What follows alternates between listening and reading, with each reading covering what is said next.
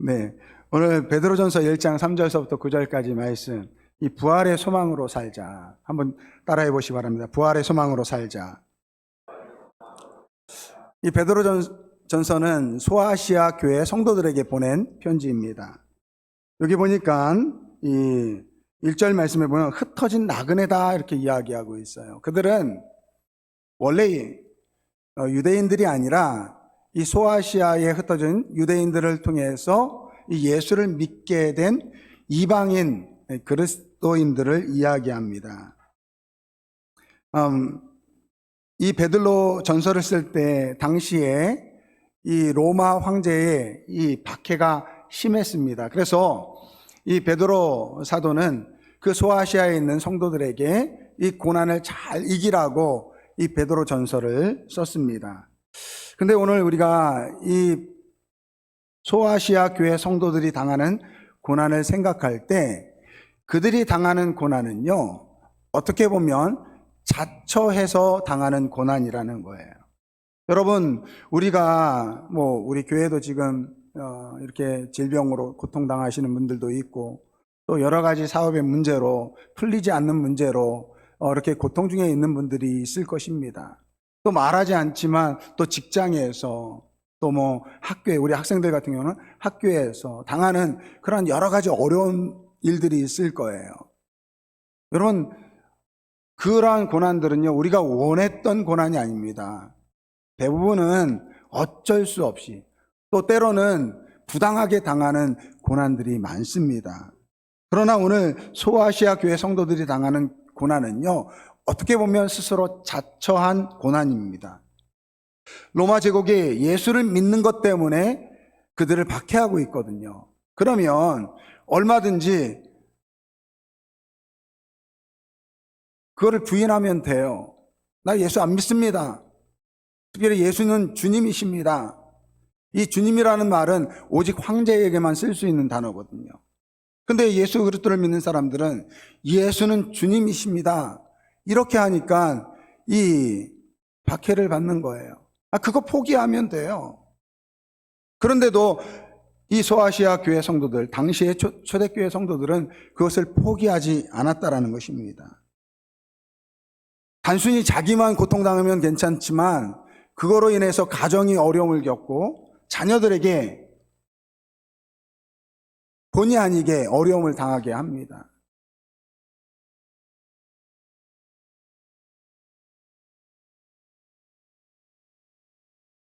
어제 저희 아들하고 무슨 이야기를 하는데 그런 이야기 하더라고요, 저한테. 아빠는 이제 미래에 대한 이제 장래에 대한 이야기를 하면서 이런저런 얘기하다가 아빠는 왜 공부를 하다가 갑자기 신학을 하게 됐느냐, 그러면서 혹시 목회하면서 후회한 적이 없느냐 저한테 물어보더라고요. 그런데 제가 그랬어요. 특별히 후회한 적은 없는데 가끔가다 너희들한테 내가 목회를 하지 않고 그 전에 공부했던 것을 했으면 좀 더 넉넉한 상황에서 했었을 텐데, 줄 수 있었을 텐데 그런 아쉬움은 있다. 그랬더니 저희 아내가 옆에 있으면서 야, 그래도 우리가 부족하지만 너희들 부족함 없이 자랐지. 그랬더니 그렇다고 이야기를 하더라고요. 그러니까 오늘 소아시아 교회 성도들은요, 자기 때문에 자기의 자녀들이 말할 수 없는 고통을 줄 수밖에 없는 그러한 상황이라는 거예요. 근데 왜 그들은 그렇게 예수를 포기하지 못했느냐? 그것은요, 그들이 예수 안에서 새로운 사람이 되었기 때문입니다. 베드로전서 2장 9절서부터 10절까지 말씀을 보면 이 10절에 이런 말씀이 있어요. 너희가 전에는 백성이 아니더니 이제는 하나님의 백성이요, 전에는 국류를 얻지 못하더니 이제는 국류를 얻은 자가 됐다, 이렇게 말씀하고 있어요. 여러분, 소아시아에 있는 이 흩어진 나그네들은요, 이들은 헬라인입니다. 당시에 교육의 수준이 굉장히 높은 사람들이었습니다. 그리고 수많은 신들을 섬기고 있어요. 그리스 로마 신화 아시잖아요. 그러한 신전들이 즐비했고요, 또 그러한 신들을 섬기는 그러한 시대의 사람들이었습니다. 바울이 아덴에 갔을 때는요, 알지 못하는 신을 섬기기 위해서 제단을 쌓기도 했습니다. 그런데 그런 그들에게 예수님의 복음이 전해졌어요. 하나님의 아들이시란 예수님이 이 땅에 인간의 몸으로 오셨고, 그분이 인간의 모든 죄를 담당하시고 십자가 위에서 돌아가셨어요. 그게 끝이 아니라 죽은 후에 부활하셨다라는 거예요.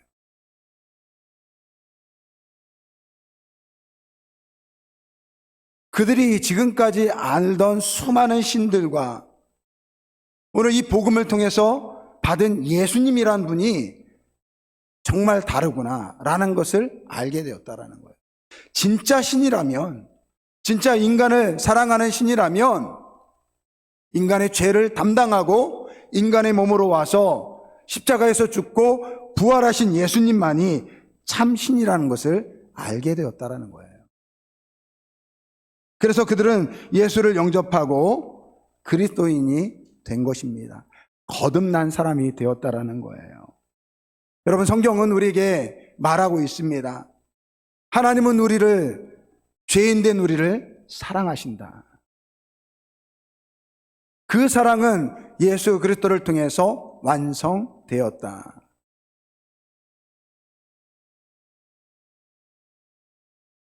성경이 우리에게 이야기하는 것은 바로 하나님의 구원에 대한 이야기를 하고 있습니다. 우리가 지금 100일 성경 통독을 하고 있어요. 우리 성도님들이 매일마다 읽은 본문에서 은혜된 말씀을 이렇게 올려요. 여러분, 이 성경을 통독하는 이유가 무엇입니까? 다른 것이 아니에요. 그 안에 담겨져 있는 하나님의 사랑, 우리를 구원하기 위한 하나님의 사랑을 깨닫는 것입니다. 성경을 말씀을 읽으면서 하나님의 사랑과 예수 그리스도의 십자가의 은혜를 누리는 우리의 모든 성도님들 되시기를 바랍니다. 이렇게 예수님을 믿으면요, 우리는 똑같은 하나의 고백을 합니다. 한번 같이 고백해 보겠습니다. 저를 따라해 보시기 바랍니다. 예수님께서 나를 위해 십자가 위에 돌아가셨습니다. 내가 죄인인데 나의 죄를 대신해서 예수님께서 대신 돌아가셨습니다.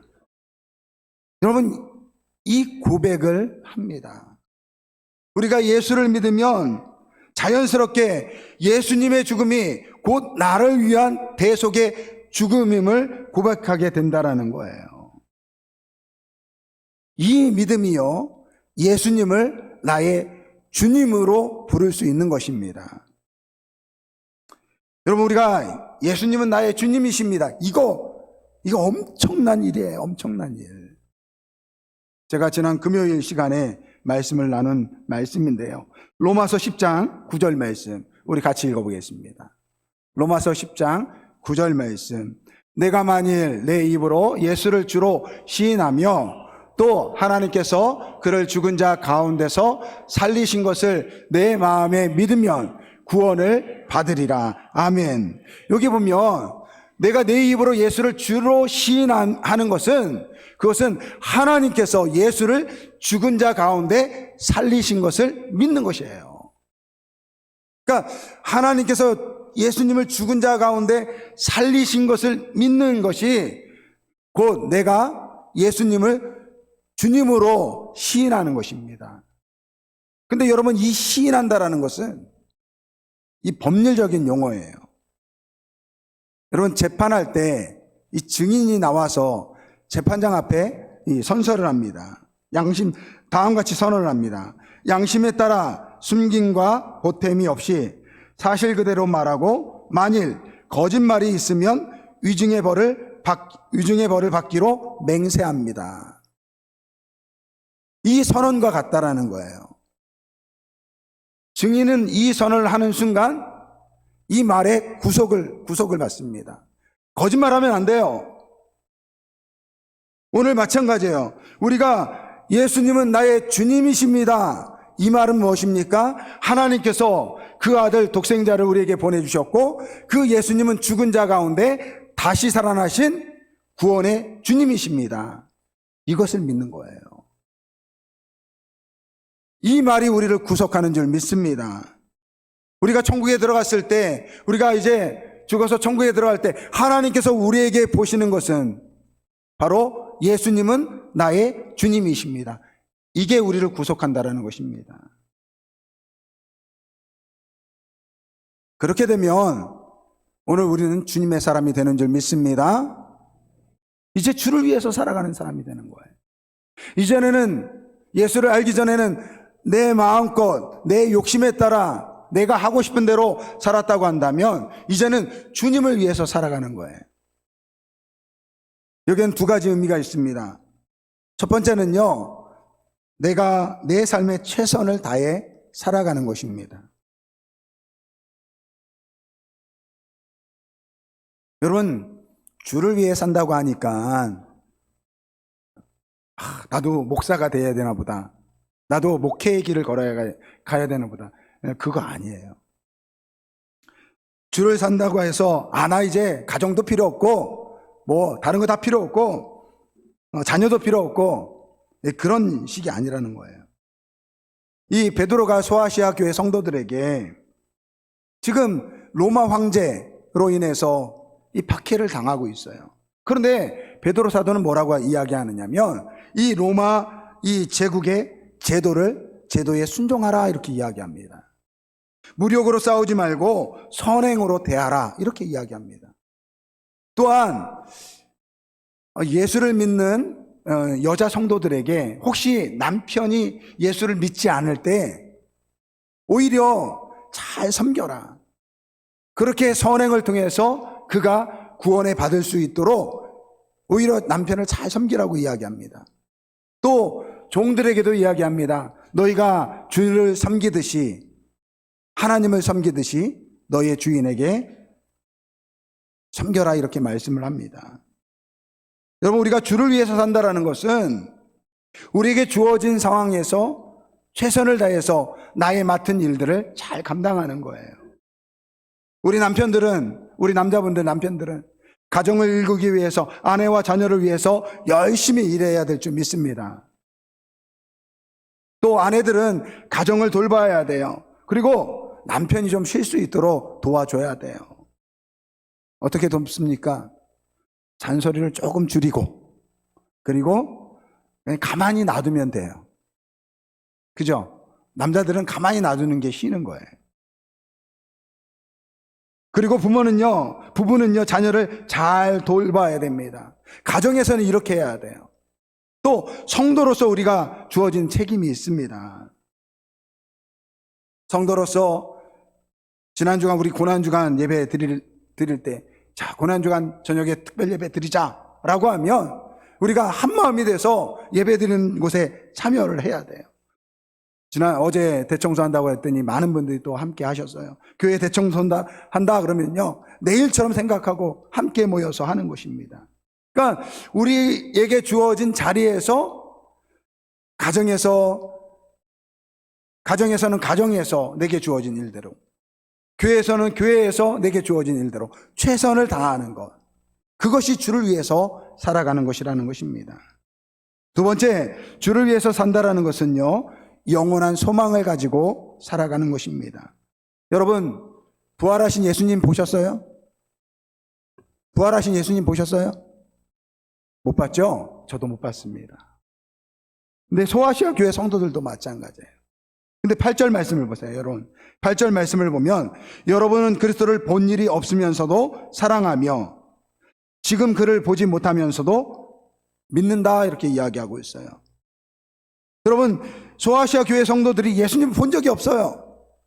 부활하신 예수님을 본 적이 없습니다. 귀로만 들었어요. 그런데 사랑한다고 해요. 지금도 못 봐요. 그런데 믿고 있습니다. 그게 전부가 아닙니다. 그 뒤에 뭐라고 합니까? 말할 수 없는 영광스러운 즐거움으로 기뻐한다 이렇게 이야기하고 있어요. 지금 이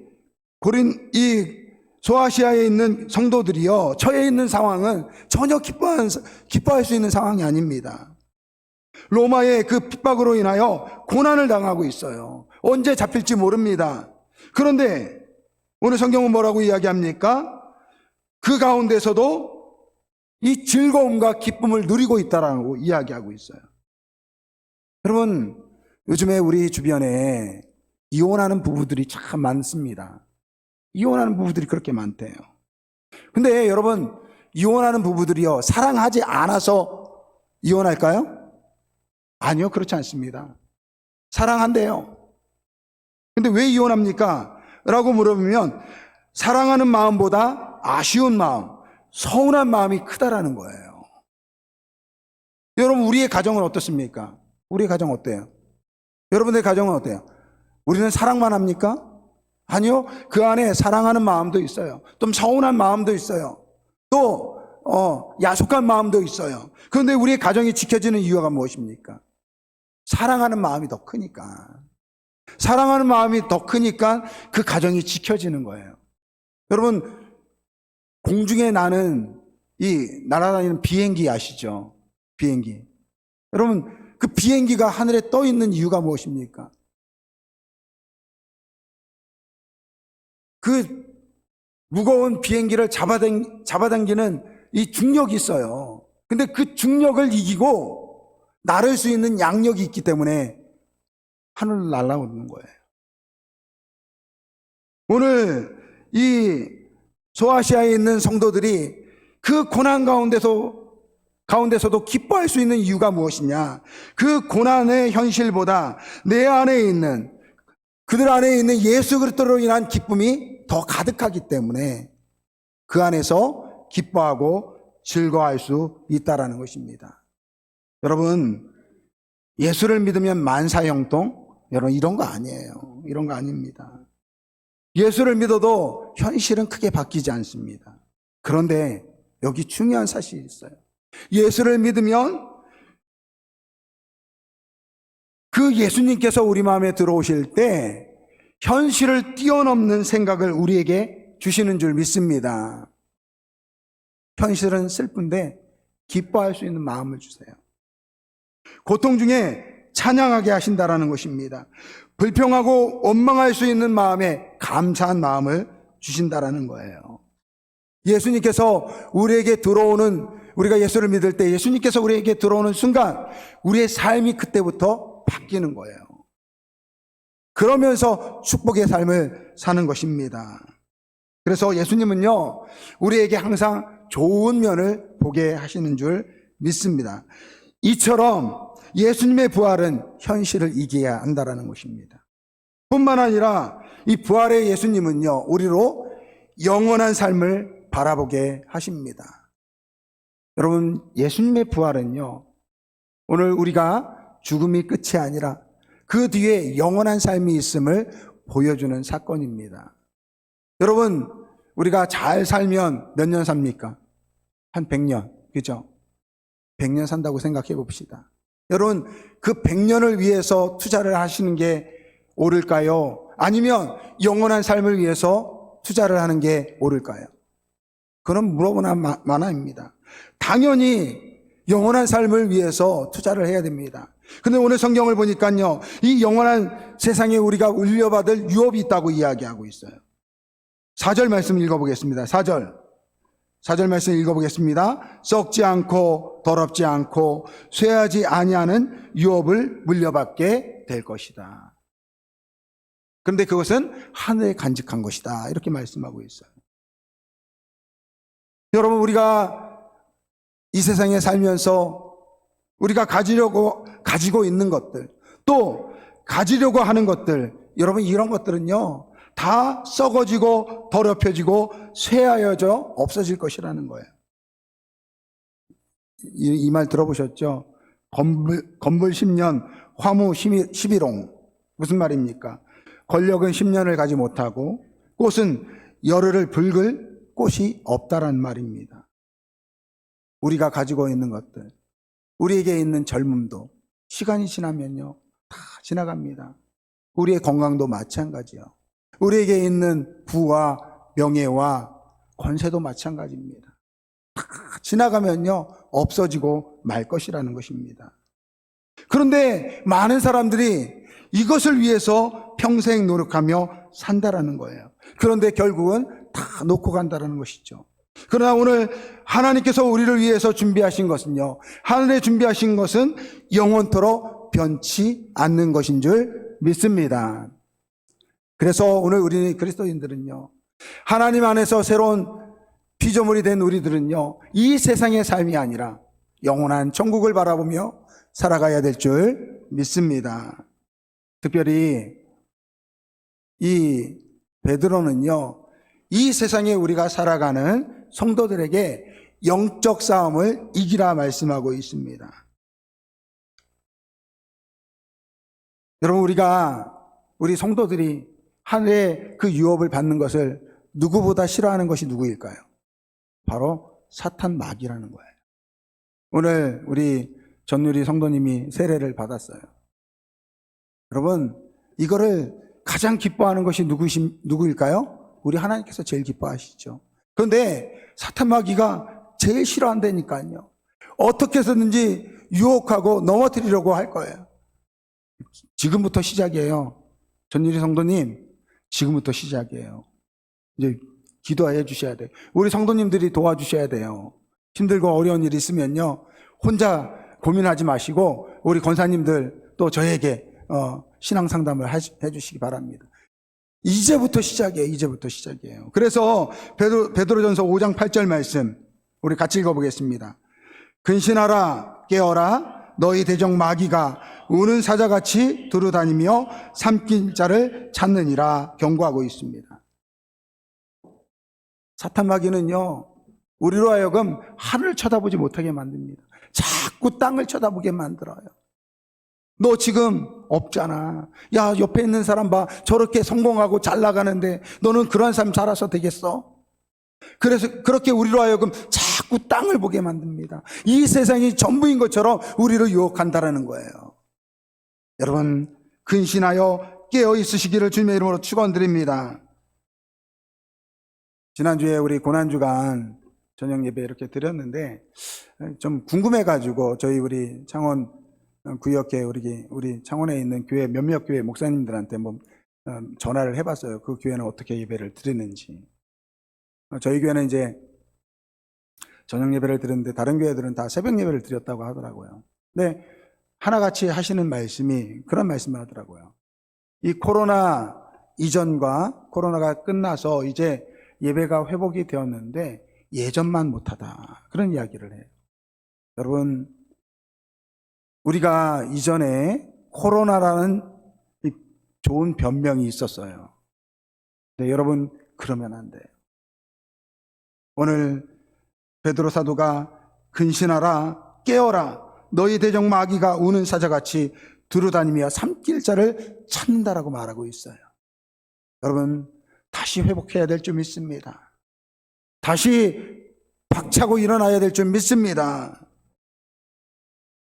여러분, 이 베드로가요, 사실 아까 그 여자분들에게 남편에게 순종해라, 또 종들에게 너희 주인에게 순종해라. 근데 부당할 때가 많거든요. 그런데도 순종하라고 합니다. 그러면 그렇게 이야기할 거예요. 아니, 내가 이렇게 해도 부당한데요. 이 사도 베드로가 이야기하는 것은요, 눈에 보이는 것은 그것과 싸우지 마라. 그 뒤에 역사하는 그 사탄의 계약을 봐야 된다는 거예요.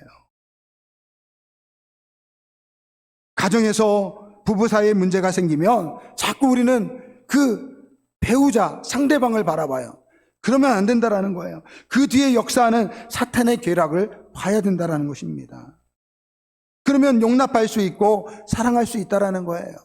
교회도 마찬가지입니다. 아주 사소한 것으로 언성이 높아지고 다툼이 일어날 때 여러분, 시시비비를 따지려고 하지 말고 그 뒤에 교회를 분란시키는 사탄의 역사를 봐야 한다는 것입니다. 우리는 다 주의 보혈로 한 형제가 되지 않았습니까? 오늘 우리가 성만찬식을 함께 합니다. 이 성만찬식은 무엇입니까? 우리가 예수 그리스도 안에서 한 식구가 되었다라는 거예요. 식구가 되었다라는 거예요. 말씀을 정리합니다. 예수님께서 십자가를 지시고 우리의 모든 죄를 친히 담당하셨습니다. 예수님은 우리가 당해야 할 그 모든 고난과 우리의 그 수치를 친히 다 담당하셨어요. 그리고 이 부활의 아침에 다시 사셨습니다. 오늘 우리 아름다운 교회 성도들은 이 부활의 소망 가운데 살아가는 성도분들이 되길 주님의 이름으로 축원드립니다. 오직 예수 그리스도께서 주시는 그 즐거움과 기쁨으로 충만하길 바랍니다. 현실을 바라보지 마시고 우리 안에 있는 예수를 통해서 기뻐하고 즐거워하시기를 바랍니다. 그 부활하신 주님을 통해서 주님을 위해서 살아가는 우리 모두가 되길 바랍니다. 주를 위해서 살아간다는 것은 내가 처해진 상황에서 최선을 다하는 거예요. 가정에서, 교회에서, 직장에서, 사업장에서 최선을 다하시기를 바랍니다. 마지막으로 영원한 세상을 바라보면서 이 땅에 미련을 두지 않고 영원한 세상을 바라보며 그 우리의 대적 사탄 마귀와 대적하여 승리하는 우리 모두가 되길 주님의 이름으로 축원드립니다. 그리고 내 옆에 있는 사람들, 이 사람들과 여러분, 이 사람들은요 다 사랑해야 할 우리의 형제이고 자매인 것입니다. 아멘.